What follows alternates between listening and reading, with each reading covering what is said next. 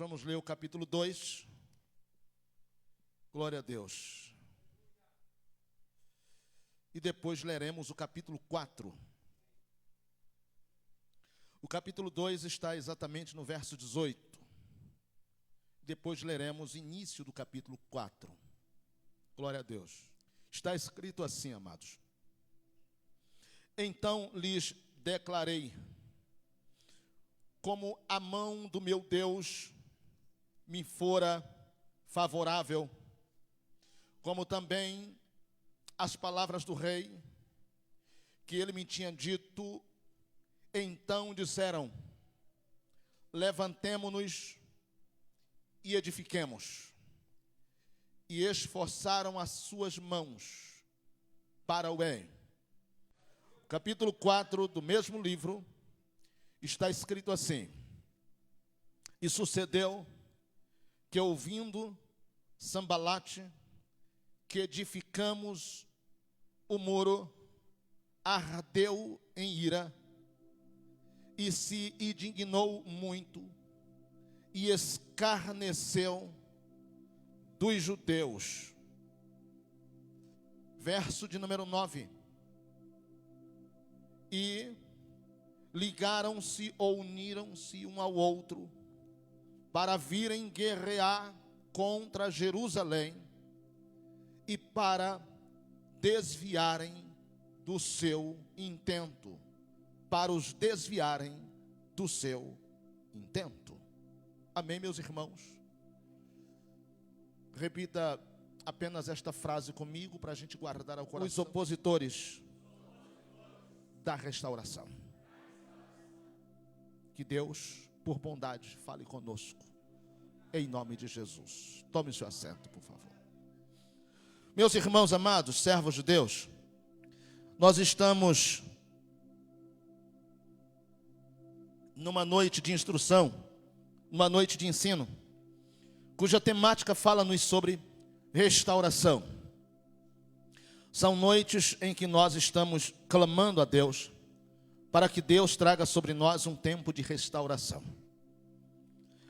Para entendermos bem o que nós estamos tratando e a base que nós estamos utilizando para refletir e declarar bênçãos através deste tema, o livro foi o livro de Neemias escolhido. Todavia, necessário se faz, uma vez que já apresentamos Neemias e o seu intento, na primeira terça-feira de ministração, faz necessário observar contexto, ter uma visibilidade mais clara do que aconteceu antes deste livro ser escrito e a trajetória do povo de Deus, tal qual foi registrada neste livro. A nação de Israel, logo após a sua saída do Egito, logo após serem libertos pela mão forte de Deus, porque Deus havia feito com Abraão uma promessa esta, que o Senhor declarou que a sua descendência seria uma bênção, e que a terra da promessa era a sua herança. Eles passaram exatamente 4 séculos debaixo de muito sofrimento, mas Deus, com a sua mão forte, os resgatou do Egito. O livro do Êxodo, o livro da passagem, o livro que fala-nos da transição do Egito até a terra prometida, Deus, por muitas vezes, prova o seu amor, a sua bondade, a sua graça e a sua misericórdia para com este povo. E num dado momento, o Senhor, de forma mais explícita, estabelece a sua vontade através de Moisés, e conversa com Moisés acerca do seu intento e o seu desejo para com aquele povo. Deus então faz uma declaração extraordinária no capítulo 19, a partir do verso 6, o Senhor diz que este povo que ele resgata, este povo que ele tira do Egito, o desejo do coração de Deus é transformá-lo, ou transformá-los em uma nação de sacerdotes. Esta expressão reverbera por todo o Antigo Testamento, porque é Deus dizendo para esta nação: vocês serão os meus representantes exclusivos. vocês receberão toda a demanda do povo, e somente vocês serão recebidos diante da minha face, e vocês trarão a causa do povo entre todas as nações, e serão através de vocês que eu irei abençoar as nações. Este selo, esta proposta é por demais especial, porque Deus está exclusivamente determinando que um povo seja o seu representante, não somente através de uma demanda, mas o Senhor deixa claro que este povo era de propriedade exclusiva de Deus. Este povo teria por privilégios a grandeza de Deus à sua disposição. Eles teriam a mão de Deus ao seu favor. Seria um povo que, quando orasse, porque esta é a proposta sacerdotal primeira, Deus dos céus responderia imediatamente. Não importa o que eles pedissem, Deus responderia de pronto. Este povo também seriam os exclusivos adoradores de Deus. Este povo, de forma uníssona, de forma pronta e dedicada, eles tributariam louvor a Deus em todo instante. Quando o tabernáculo é gerado, criado, há uma proposta litúrgica de adoração, e o Senhor vai potencializar esta proposta, porque à medida em que Deus declara sobre eles, Deus espera apenas que com responsabilidade eles respondam a todo este grande privilégio. Deus não faz exigências rigorosas.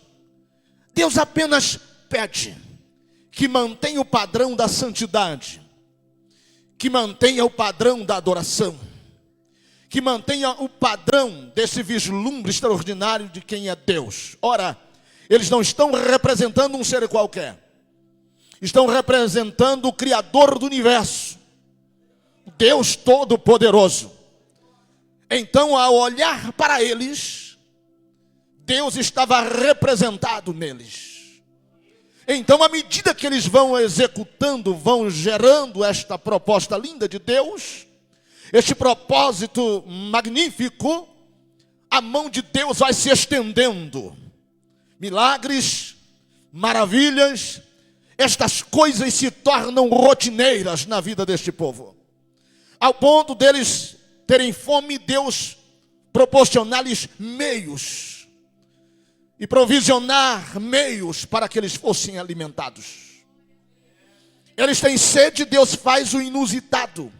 Da rocha Deus faz brotar água. O sol não consegue lhe castigar, porque há uma nuvem de Deus que lhes protege diuturnamente.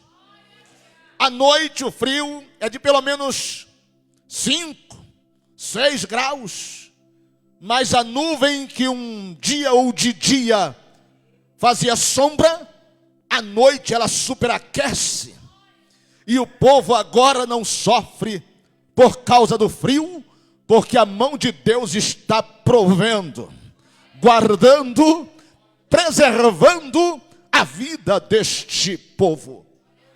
A Bíblia diz que à medida que eles andam, as suas roupas não envelhecem.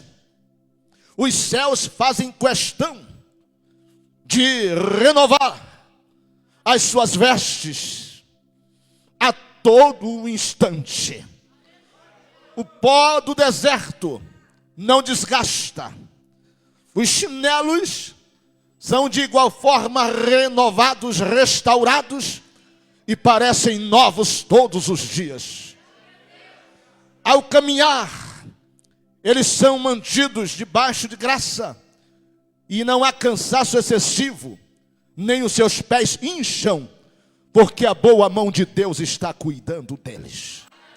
As nações se apavoram por ver o povo, quase 3 milhões de pessoas andando no deserto, e não lhes faltam água, não lhes faltam comida, não lhes faltam roupas, não lhes falta o mantimento.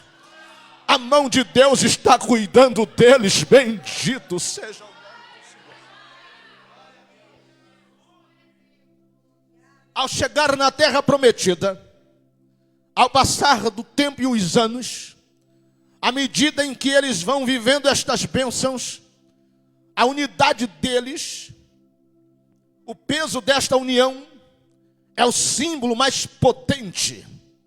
O peso desta adoração é a maior representação legal de que de fato traz a determinação que Deus está ali. Porque à medida em que eles se unem e adoram, a nuvem da glória de Deus se manifestam sobre eles. À medida em que eles se santificam, se separam, Deus está se manifestando neles. A bênção é certa. Ao entrar na terra prometida, a terra produz em abundância.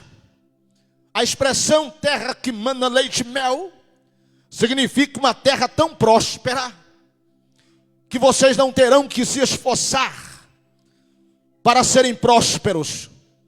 A terra se rendirá a vocês. A terra produzirá para vocês. Tudo que vocês plantarem irá vingar e dará a 100 por 1. Que bênção, que coisa linda. Deus provendo e promovendo coisas grandes a todos os instantes. Eles só deveriam servirem a Deus com integridade de alma e continuarem vivendo o peso deste propósito. Mas à medida que o tempo passa, eles, à semelhança de Noé, eles se embriagam com a bênção. Eles se envaidecem. Pastor, e como Noé se embriagou? Foi o único homem que passou do dilúvio junto à sua família e pisou os pés sobre a terra virgem novamente. Ele planta e Deus dá-lhe o fruto da terra. Mas com a vinha que ele planta, com a uva ele faz o vinho e se embriaga com o vinho. E infelizmente o povo não fez diferente. Passou assim, vai descer. O orgulho, a prepotência, tudo isso tirou deles o brilho, a graça e a glória de Deus à medida que o tempo foi passando. Deus levanta profetas, Deus levanta homens para corrigi-los, para trazê-lo de volta ao caminho. Mas ainda assim eles erram, não mudam. Deus lhe proporciona uma porta aberta. O templo vai ser construído. É um tempo de renovação. É um tempo novo.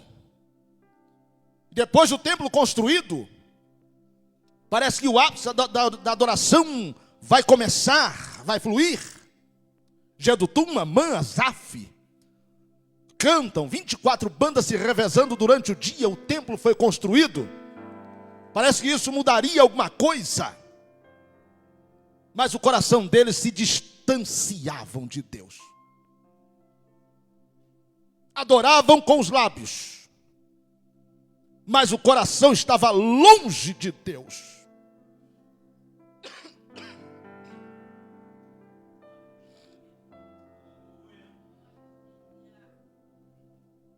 Eles vão errar.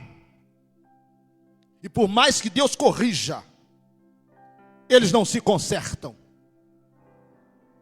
Então, infelizmente, Deus vai usar uma didática pesada. Uma nação perversa, a Síria. Jerusalém é atacada por Babilônia. Nações terrivelmente perversas. Maltratam. Arrancam o ouro.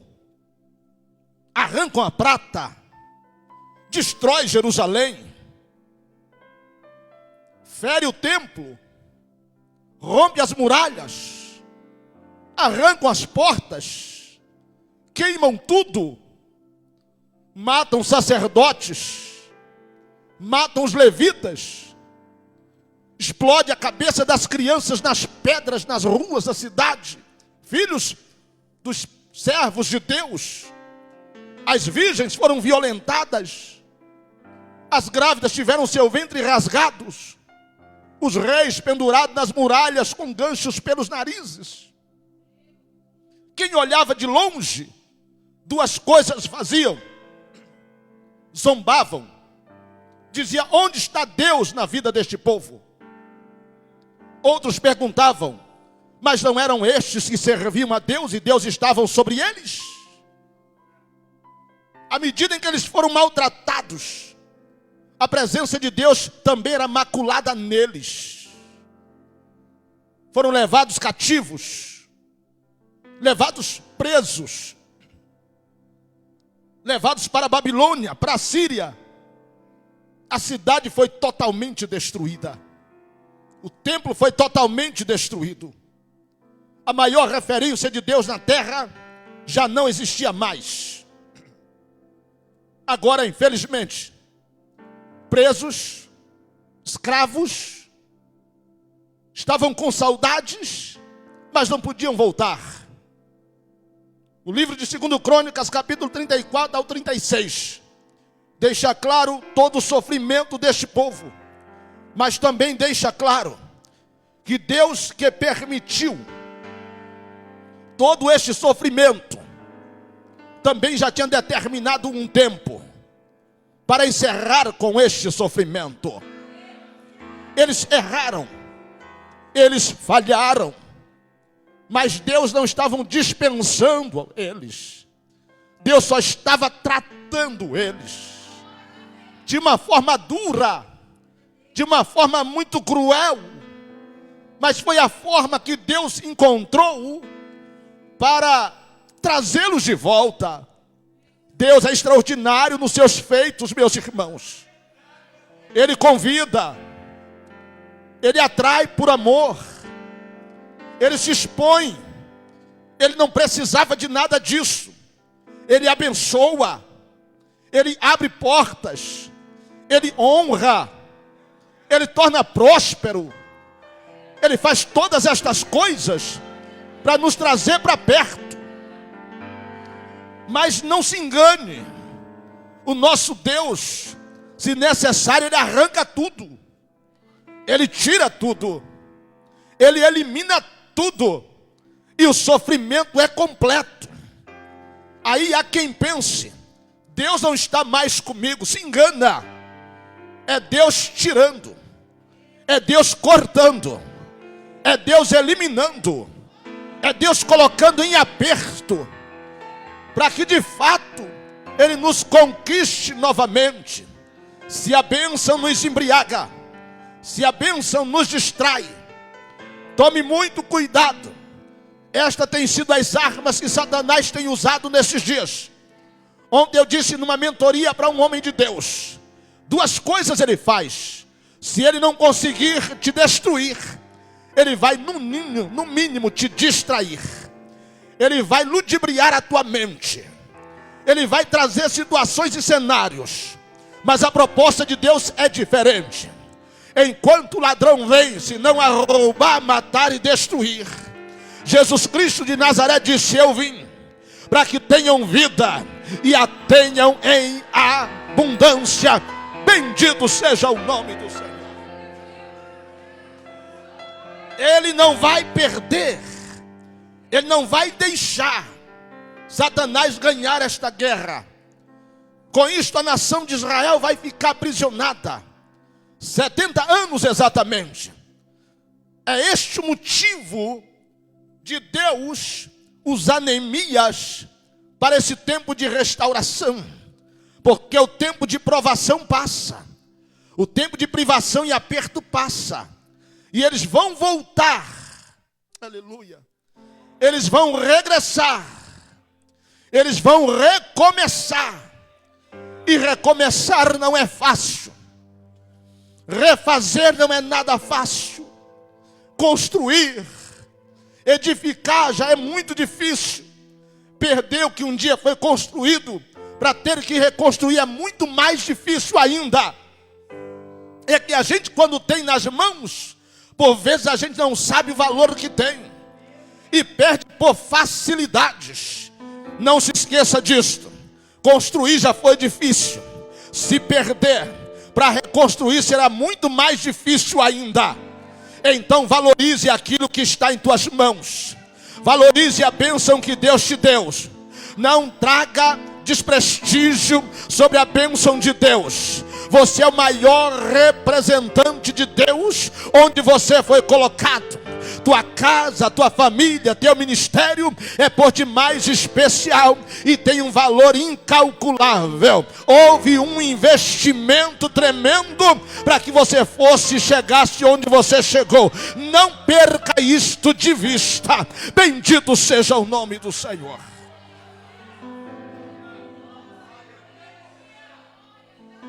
Quando eles voltam, os muros estão rompidos, as portas queimadas, o templo destruído. Deus ainda diz: vou transformá-los, vou mudá-los. Como que dizendo, vou reconstruí-los. E recomeçar não é fácil. Estão em angústia, em agonia. É neste cenário que Neemias é apresentado. É este cenário que o coração de Neemias fica condoído. É este cenário que ele se apresenta, ou que ele apresenta ao rei. Na última terça-feira deixei claro que, sabendo destas notícias, ele se entristece, ele chora, ele ora. E ao se apresentar ao rei, o rei lhe pergunta por que está triste. Ele era copeiro do rei, na fortaleza de Suzã, o rei Artaxerxes. E ele conta a história e o rei lhe dá toda a condição de restauração, humanamente falando. Capítulo 1 e capítulo 2 nós ministramos a última terça. Agora ele está em Jerusalém, vistoriando, analisando a cidade. O capítulo 3 que nós lemos é um capítulo de inspeção. Ele já chegou na cidade, ele já viu o estado da cidade. Ele vai sair pela madrugada e ele vai inspecionar a cidade. Ele vai dar uma analisada na cidade. Ele vai ver de perto o que de fato é necessário fazer. Ele sabe que a reconstrução não é fácil. Não é somente levantar os muros. Não é somente reconstruir as portas. Quem está dentro da cidade está ferido internamente. Não diz apenas de uma restauração externa.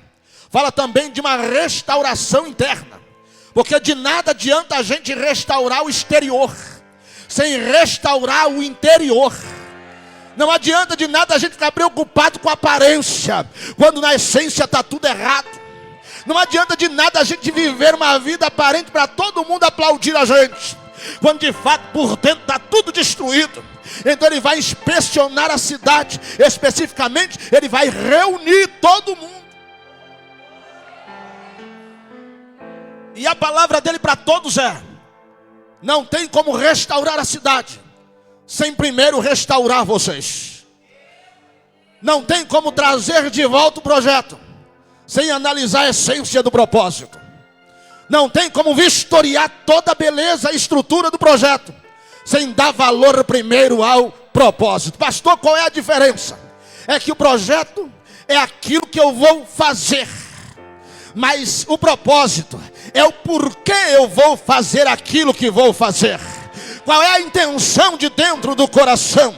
De nada adianta erguer muro, colocar força, levantar portas, se o coração não sabe por qual razão aquilo está sendo realizado. Bendito seja o nome do Senhor. Então ele vai reunir todo mundo e dizer: eu preciso que todos sentem comigo aqui.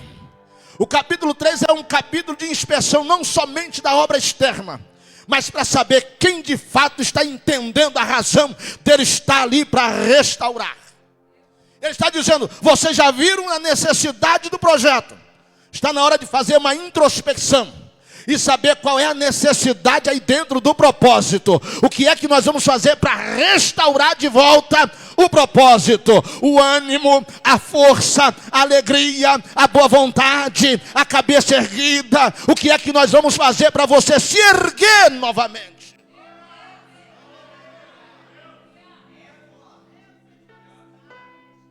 E ele vai fazer um mapeamento. Ele quer saber quem ainda entende. Projetos são diversos, mas de nada adianta ter lindos projetos se essencialmente não houver propósitos. É por isso que muita coisa não dá certo, porque é lindo o projeto. Casamentos, empresas, tantas coisas lindas são construídas todos os dias. Mas a pergunta que se faz é: qual é o propósito de erguer esse lindo projeto? Quando eu tenho um projeto e não tenho propósito, o problema é quando vierem as intempéries da vida. Quando eu tenho projeto e não tenho propósito, o tempo, o cenário vai mudar. E como que eu vou me comportar quando as estações mudarem? Nem sempre é como eu quero, e nem sempre é como eu espero. E quando o vento soprar contrário, se eu tenho propósito, pode soprar, pode vir o vento, pode até destruir o projeto, mas o propósito está no coração, eu ergo de novo. Pode até mexer com a estrutura, mas o propósito essencialmente está aqui dentro e ninguém me tira. Pode zombar do projeto, mas só eu sei o valor do propósito que está guardado no centro do meu coração. Pode até ridicularizar o projeto, mas quem tem propósito sabe por que está fazendo, sabe por que está realizando e sabe onde vai ter que chegar. Alguém disse que o propósito é a bússola da alma. A gente pode até não ter a rota completa, mas a gente tem certeza da direção que estamos tomando. Aleluia. O coração queima, o coração pulsa e a gente diz: de uma coisa eu dou certo. É algo maior do que isso que os nossos olhos estão vendo. É algo maior do que tudo isso que estão aguardando ou esperando. Você está falando do projeto? Não, eu estou falando do propósito. É disso que eu estou falando. Então Neemias senta com eles e reúne desde os magistrados, os sacerdotes que restaram, os levitas, os operários, os ourives. Ele vai convidar todos indefinidamente. Ele quer saber quem ainda está disposto ao propósito. Ele vai fazer separação em quem vai e quem não vai, quem quer e quem não quer. Permita-me abrir um parêntese de uma visão que Deus me deu recentemente. E hoje, conversando com uma mulher de Deus, Deus me trouxe a lembrança. Recentemente, num sonho, visão, algo assim. São muito raras as minhas visões, mas muito decidida quando Deus me traz. Eu estava pregando em um grande congresso aberto, e um obreiro iria pregar após mim. Eu fiquei feliz em vê-lo pregando naquele grande congresso. Mas à medida em que eu terminei de pregar, ele começou a pregar. Ele estava sobre um púlpito semelhante a este, e de repente o lugar do púlpito se tornou escuro.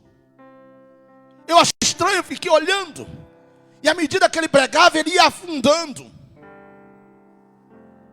Eu corri, eu disse: você não pode afundar.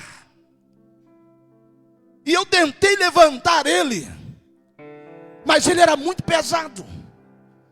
E eu tentava levantar, e meu coração se entristeceu, porque eu não conseguia levantar, ele só afundava.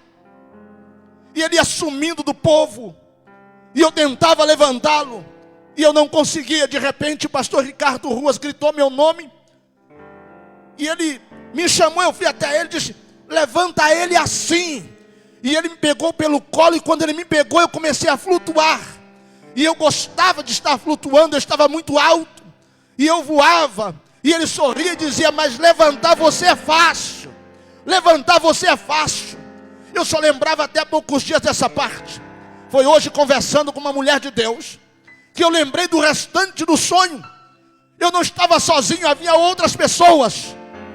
Eu me levantei daquela visão, daquele sonho, e o Espírito de Deus falou comigo: não diz respeito a você somente. Não diz respeito a você somente. Eu me entristeci porque aquele irmão estava afundando, eu não conseguia levantá-lo. Mas ele me disse: não é culpa sua. Não é sua culpa. Você fez o que você pôde. Você se esforçou da maneira como você tinha que se esforçar. É que infelizmente tem gente que não quer. Infelizmente tem gente que não se ajuda. Infelizmente tem gente que só afunda e continua afundando, e vai continuar afundando porque quer continuar afundando. Mas em contrapartida tem gente que não precisa fazer esforço.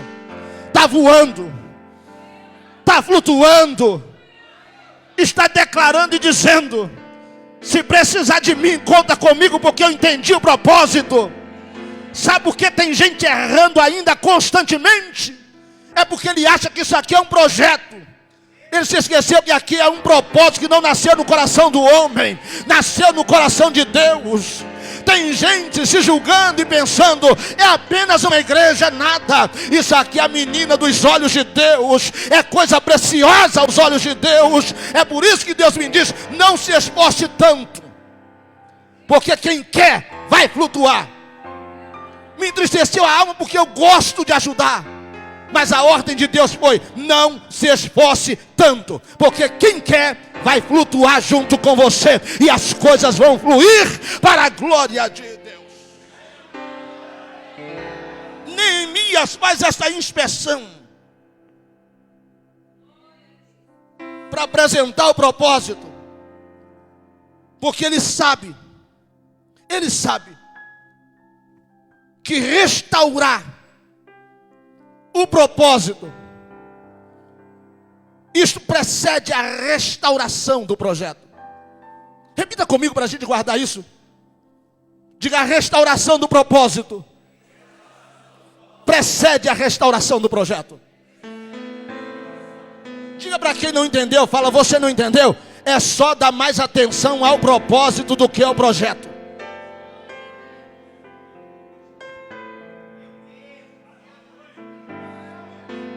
Pastor, não entendi. Teu casamento, antes de ser um projeto, é um propósito. Tua empresa, antes de ser um projeto, é um propósito. Teus filhos, antes de ser um projeto, é um propósito. Teu ministério, antes de ser um projeto, é um propósito. Tua vida, antes de ser um projeto, é um propósito. E isso não nasceu no coração do homem, isso nasceu no coração de Deus. Bendito seja o nome do Senhor.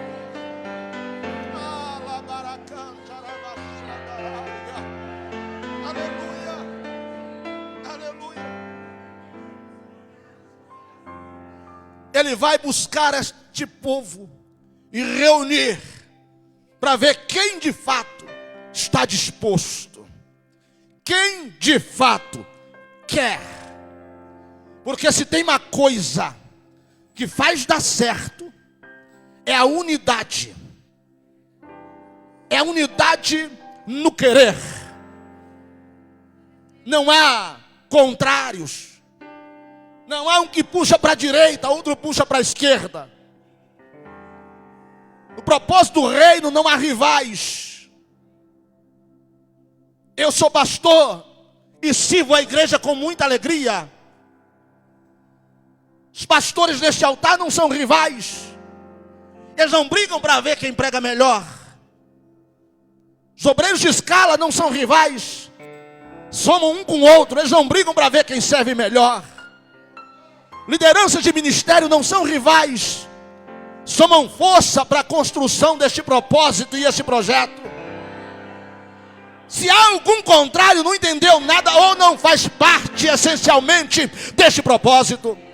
está envaidecido, orgulhoso, e até acha que faz, mas não faz parte. Porque quem faz parte soma, não divide. Quem faz parte não sai procurando confusão. Quem faz parte tem princípio de humildade. Se vê o outro errando, pede perdão ainda. Agora, quando você vê alguém batendo boca, batendo tete a tete, é porque você ainda não entendeu o propósito. Acha que é o tal, você não é nada, eu não sou nada. Se tem alguém que é alguma coisa aqui, é Deus que está no céu. Bom é a gente se colocar no nosso lugar e entender que o propósito é dele. Quando eu brigo com você, não brigo com você, eu estou brigando com ele. É com ele que eu estou procurando confusão. O propósito é de Deus. Eu quero restauração. E se eu quero restauração, eu preciso me unir.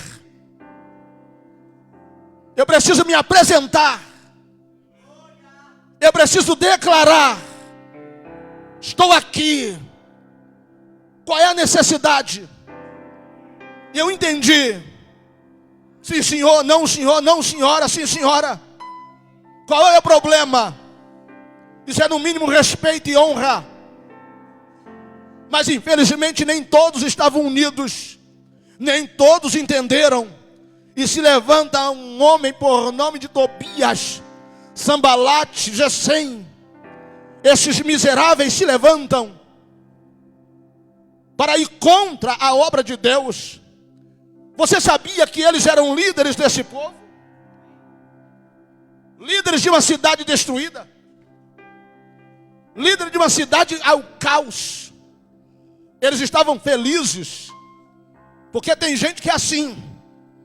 Em outro momento eu ensino isso, mas Jesus nos ensinou a honrar sacerdotes, a honrar profetas, o justo, como diz o texto, e a honrar os pequeninos. São 3 tipos distintos de honra: honrar quem está acima, honrar quem está do mesmo tamanho e honrar quem está abaixo da gente. Tem gente que se dá muito bem em honrar quem está acima, respeita. Tem gente que se sente até confortável quando encontra alguém na mesma altura. E tem gente que honra pessoas que estão num patamar menor. Mas você acredita que tem gente que tem problema em entender isto?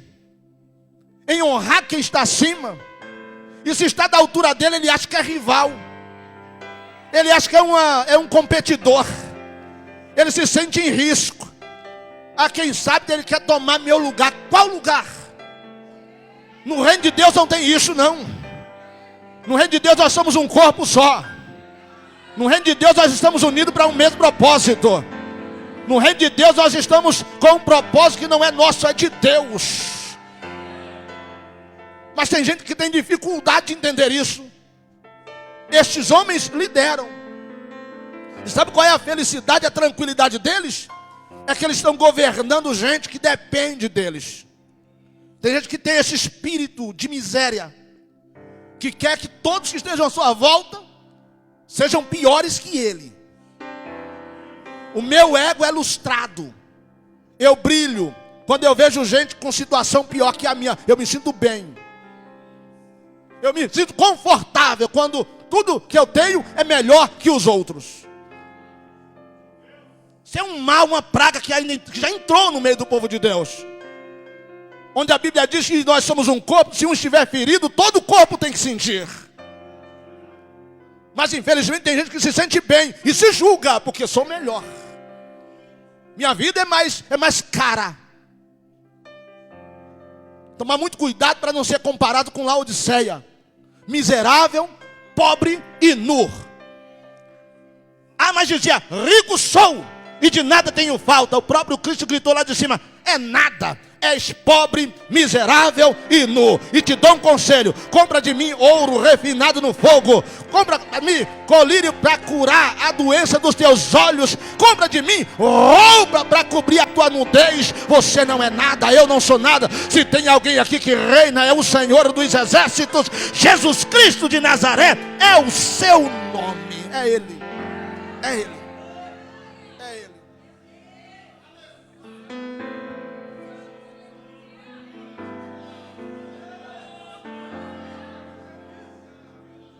Eu sei que você está sentindo a presença dele.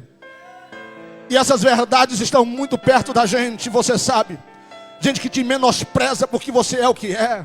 Gente que nem olha para você. Gente que nem te cumprimenta.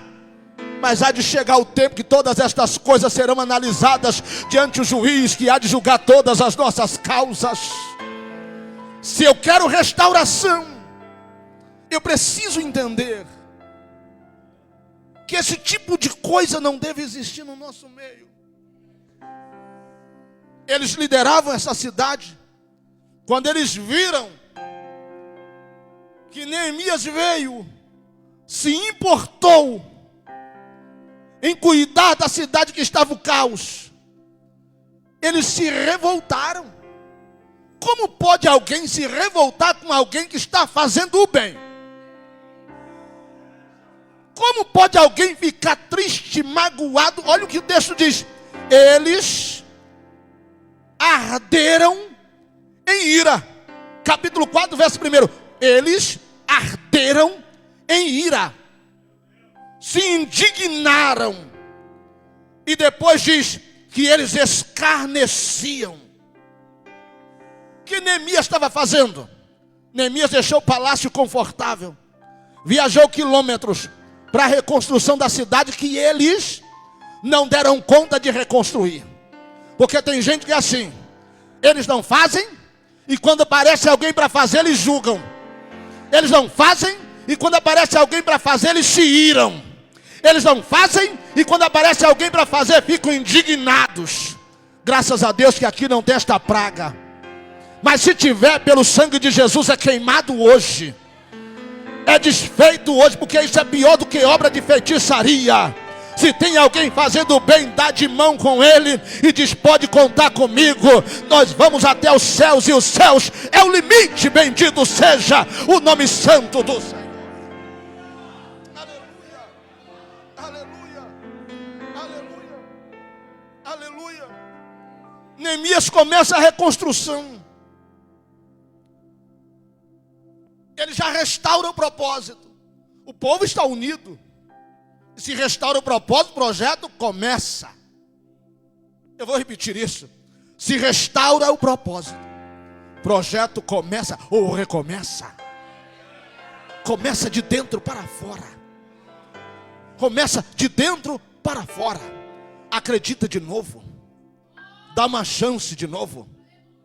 Levanta a cabeça de novo. Faz valer a pena de novo. Isso é possível. E o muro, quando começa a ser erguido, eles ficam irados. Irados. O maior problema de alguém que faz é este selo. Este selo é o selo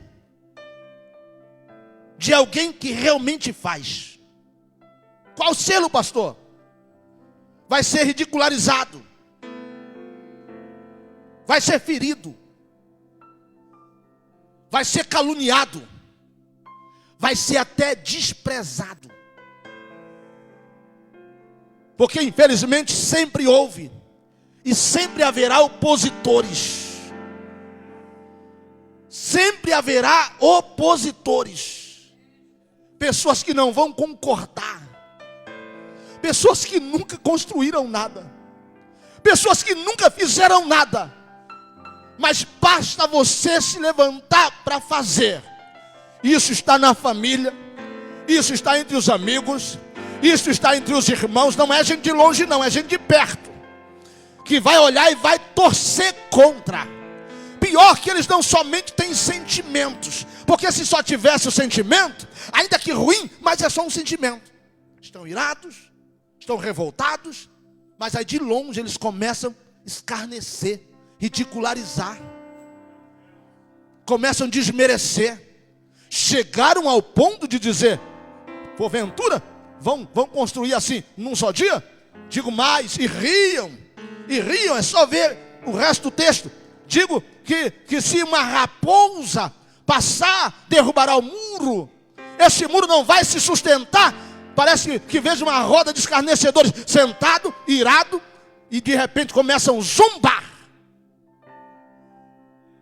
estão ridicularizando, meneando a cabeça, desacreditando, diz não vai dar certo. Isto é um mal que tem assolado famílias, filhos. Os pais dizem, às vezes até sem perceber, nunca vai dar certo, nunca vai construir, isso não vai prosperar, isso vai dar errado. Pense direito. Você pode falar de outras coisas, você pode produzir mais. Diga que vai dar certo em nome de Jesus. Diga, se precisar, pode contar com você. Diga, não, eu estou contigo. Vamos dar de mão, vamos fazer juntos. Qual é o problema de somar? É porque o nome não vai aparecer. É porque o nome não vai surgir. Porque tem gente que diz assim, se eu der uma força para ela, quem vai aparecer é o nome dela. Se eu ajudar ele, quem vai aparecer é o nome dele. Não, eu até faria, mas se o meu nome estivesse junto, tem que citar meu nome, tem que estar lá o meu nome. Se meu nome não tiver, então eu não faço. Você é melhor que isto. Você é melhor que isto. Você é melhor que isto. Ah, pastor, mas eu estou fazendo, não tem ajuda de ninguém, não tem problema. Continue fazendo, continue realizando. Porque da mesma forma que tem opositores, admiradores que estão contigo também, que diz, pode contar comigo. Deus nunca vai nos deixar só. Talvez seja um pouco o número daqueles que queiram nos ajudar, mas não tem problema, com pouco a gente vai longe, porque temos a aprovação de Deus. Diga para quem está ao seu lado, eu acredito em você. Vai, avança, Deus vai te fazer prosperar. Se precisar de mim, conta comigo, nós estamos juntos para a glória de Deus.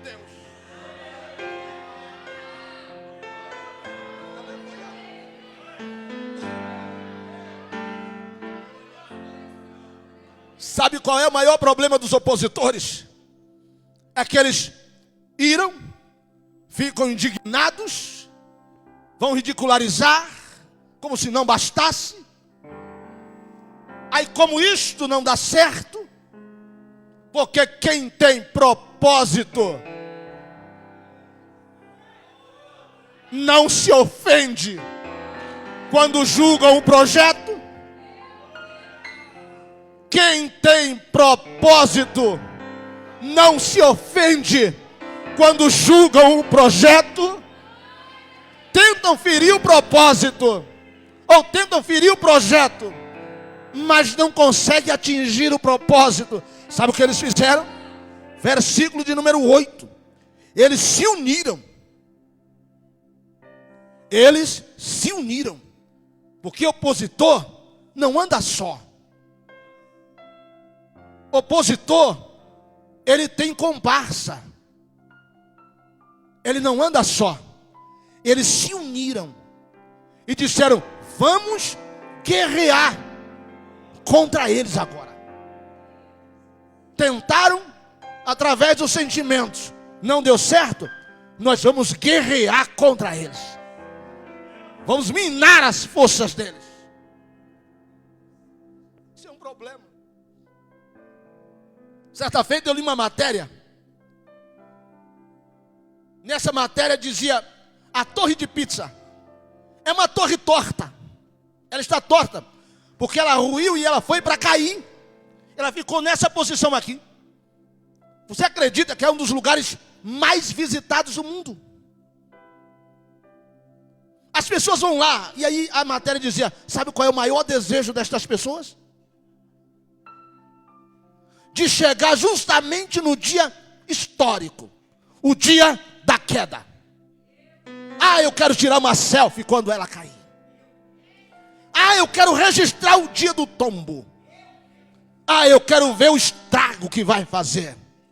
Ah, eu deveria chegar justamente nesse dia. Como é que a pessoa paga passagem caríssima, vai lá num outro país, para ver uma torre torta, desejando que ela caia?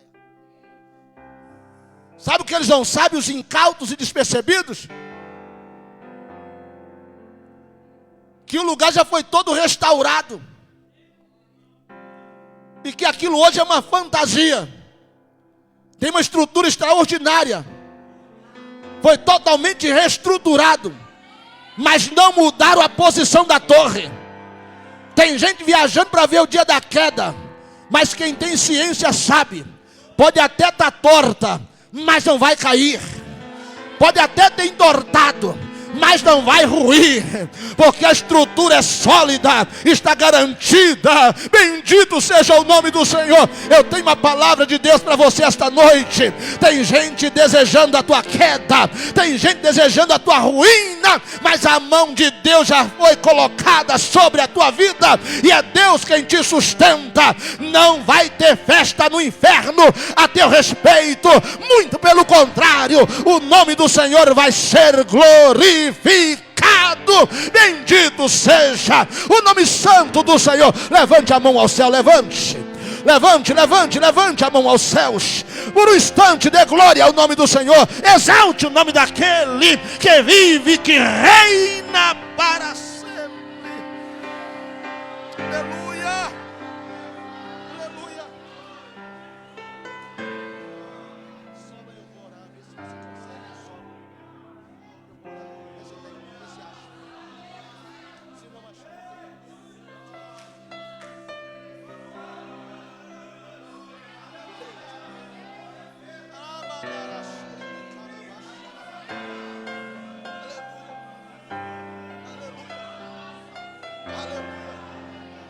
Aleluia.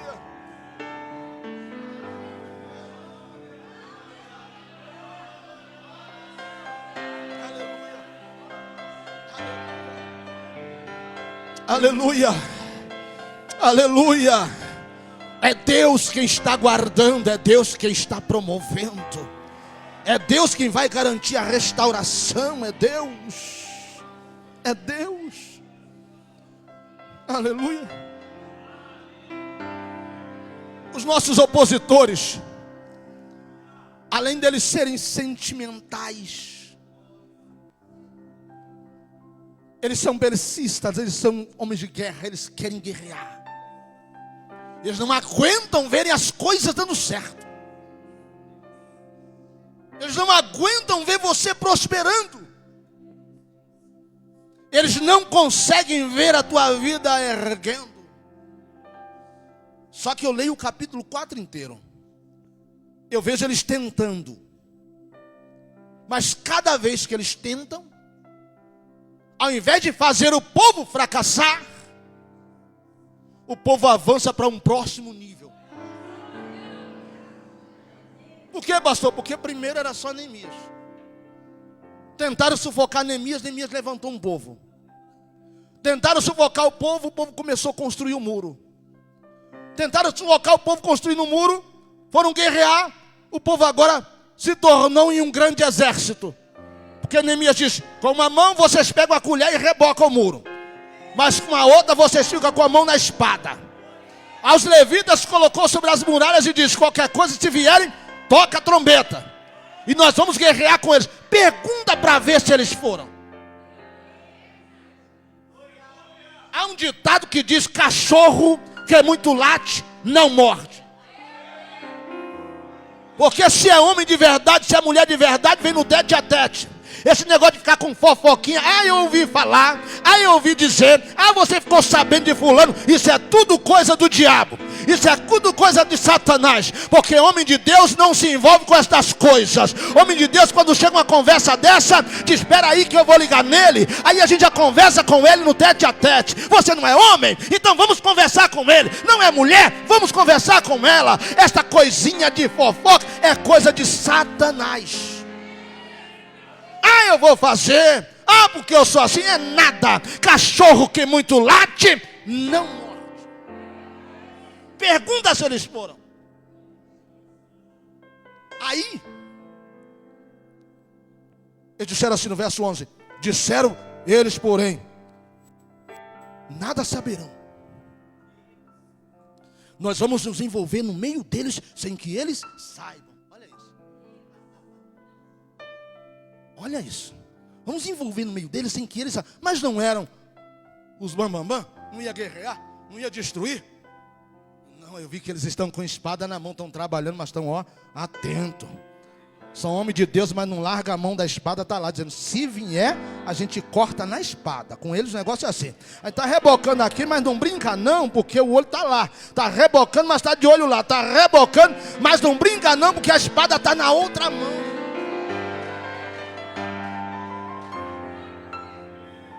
É que tem gente que está achando, irmãos, que o servir a Deus é apenas a colher de pedreiro.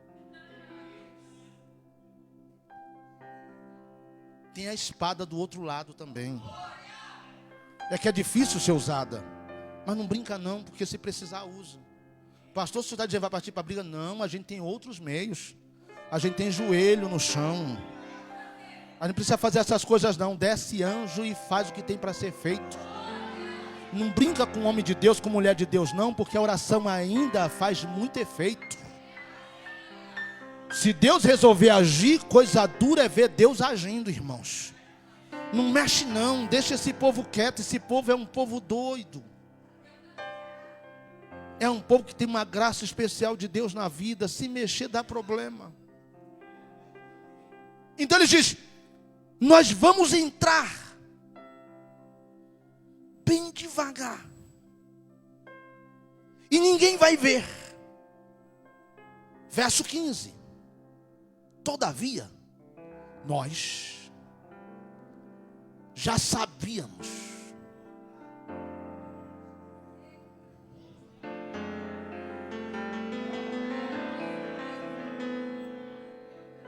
Os inimigos disseram assim, vamos entrar sem que eles saibam. Aí o texto diz, todavia, nós já sabíamos de tudo. Levante a mão que eu quero profetizar algo muito lindo para você. Tem gente achando que você é o maior boboca da história. E não sabe que quando os teus olhos não veem, Deus te revela. O que eles não sabem é que Deus te deu discernimento para ver. Você até finge que não viu, mas já viu. Você finge que não sabe, mas já sabe. Porque você tem uma graça de Deus especial em tua vida. Os inimigos bateram em retirada, irmãos. Ei, o que eu estou dizendo é, vão se levantar opositores, mas você não está construindo apenas um projeto. Há um propósito que é maior. E quem colocou esse projeto no teu coração te garante preservando, guardando, sustentando e te dizendo, eu sou Deus que te chamei, e junto com a tua chamada eu te garanto o sustento. Bendito seja o nome do Senhor. Aleluia. Nós vamos encerrar. O tempo já não nos espera mais e eu não quero fugir à regra. Pastor Oswaldinho já deveria estar aqui para puxar o meu paletó. Diga, levantemo-nos. Diga, levantemo-nos. A expressão levantar aqui é com rã ou quan. Essa expressão é extremamente forte. Significa se colocar na posição original. Se colocar na posição original. Pastor, e o que é a posição original? Do jeito que Ele te criou para ser. Se colocar de pé. E o que é mais lindo? Tornar-se poderoso. Enquanto o povo está dizendo, é fraco, o texto está dizendo, se tornaram poderosos. Se tornaram poderosos. Este ou esta é uma graça que está dentro de você. Ela só precisa ser ativada. Satanás luta diuturnamente para desligar essa chavinha. E se ele conseguir, nem Deus nos céus liga essa chavinha de novo. Porque não é nem Deus nem Satanás que faz, é você que liga. Satanás de um lado diz, desliga. Desliga. Isso não vai dar certo. Isso não vai produzir. Quem é você? Logo você. Se não deu certo com ninguém da tua casa, vai dar certo com você. Logo você. E aí a gente vai cedendo, de repente a gente desliga. muda a narrativa, muda o cenário, muda a história, cabisbaixo, desistente, desmotivado. A vida vira um buraco. O cenário que era tão lindo, o sorriso que era expressivo, se torna em lágrimas. Mas esta noite o Espírito está dizendo: liga a chave. Se torna poderoso de novo. Se levanta. Goste quem gostar. Liga a chave. Assume essa postura. E diga: eu vou acionar de novo. Eu vou acreditar de novo. Eu vou me levantar. Eu vou para cima. Eu vou vencer. Não dá ouvido ao que Satanás está dizendo dioturnamente. Meu pai contava uma historinha para a gente quando criança e dizia que havia uma corrida de sapos. E todo ano um sapo somente ganhava a corrida. Mas naquele ano teve um outro sapinho que ganhou a corrida. História de criança. E aquele outro sapo ficou invocado. Porque a razão pela qual ele ganhava é porque ele colocava um monte de amiguinhos ao longo da jornada para ficar desmotivando os competidores.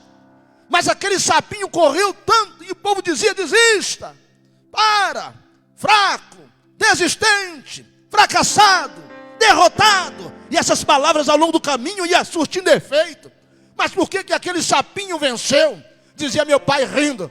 É que o que eles não sabiam é que aquele sapinho era surdo. Ele era surdo. Ei, levanta a cabeça, para de dar ouvido ao que o cenário está te dizendo. Para de dar ouvido às narrativas desse tempo. Você não é isso que estão praguejando e declarando. Você é melhor que isto. Levante-se em nome de Jesus. Permita a Deus mudar o cenário da tua história. Levante a mão e diga: eu vou ligar essa chave. Eu vou ligar essa chavinha. Eu vou acionar de novo. E quem me viu vai ter que me ver novamente. Aleluia.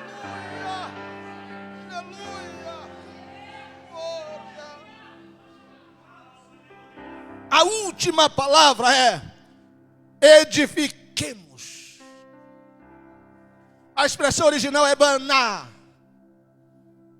Dentre tantas coisas, ser restabelecido, validado, ter resistência, ser resiliente.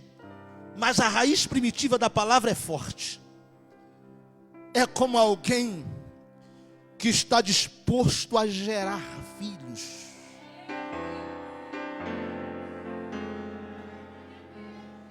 Alguém que está dizendo: eu vou engravidar. Eu vou gerar uma nova vida. Eu vou gerar um novo ser dentro de mim. Eu vou recomeçar numa nova vida. Eu vou dar um drible nessa situação, custe o que custar. E eu vou fazer nascer dentro de mim uma nova história. É Deus declarando esta noite: você quer ser restaurado? Duas coisas são necessárias. Apenas duas coisas são necessárias. Se coloca na posição original que Deus te criou agora. Agora, em nome de Jesus, se coloca na posição original e ligue esta chavinha. Dê um sinal, dê um sinal, dê um sinal, dê um sinal que esta chavinha está sendo acionada. Pastor, como que eu faço? Começa a declarar agora. Começa a declarar agora. Vai dar certo. Vai dar certo. Vai dar certo. Incomoda alguém que está ao seu lado e diga: liga essa chavinha, rapaz. Você é poderoso. Diga para essa mulher: você é poderosa. Ei, marido, enche a bola dessa mulher. Diz para ela: você é poderosa. Ei, esposa, enche a bola desse homem. Diga para ele: você é poderoso. Diga para o seu amigo: se levanta. Você é poderoso. Você é poderoso. Se levanta. É tempo de restauração.